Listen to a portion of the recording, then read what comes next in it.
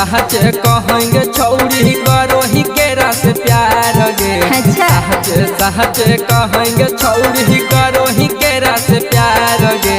लखीसराय के रई रई रई रई लखीसराय के यार हो कोई जमुई जिला के भतार रे।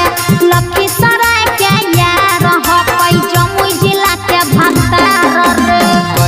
कैसे करो ही छौड़ी बोले ना दोनों के प्यार गे। कैसे करो ही छौड़ी बोले ना दोनों के प्यार गे।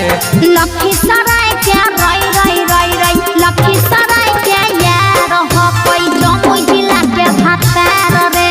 लखीसराय के यार हो कोई जमुई जिला के भतार रे।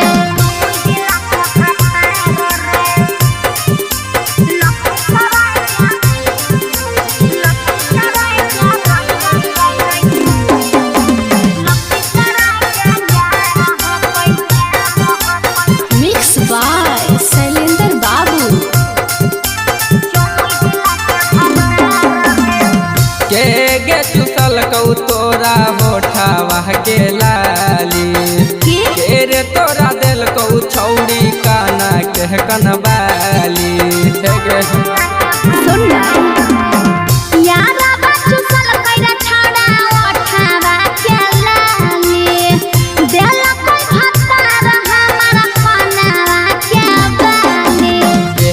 तोरा घुमैल कहू छौड़ी तू मीनार गे।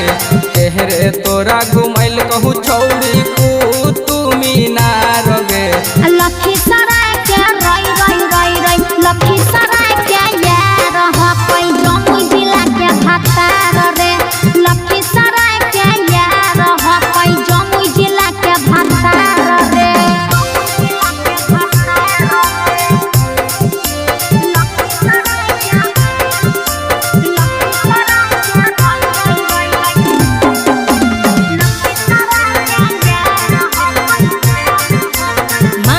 Recording studio Sheikhpura.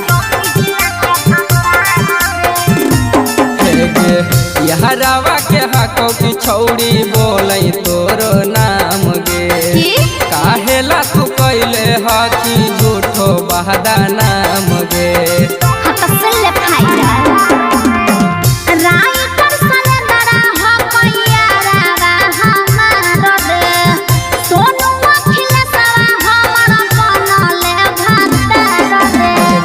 चक्कर में के ताना छौड़न रह गेलो कुमार गे। तोरे चक्कर में के ताना छौड़न रह गेलो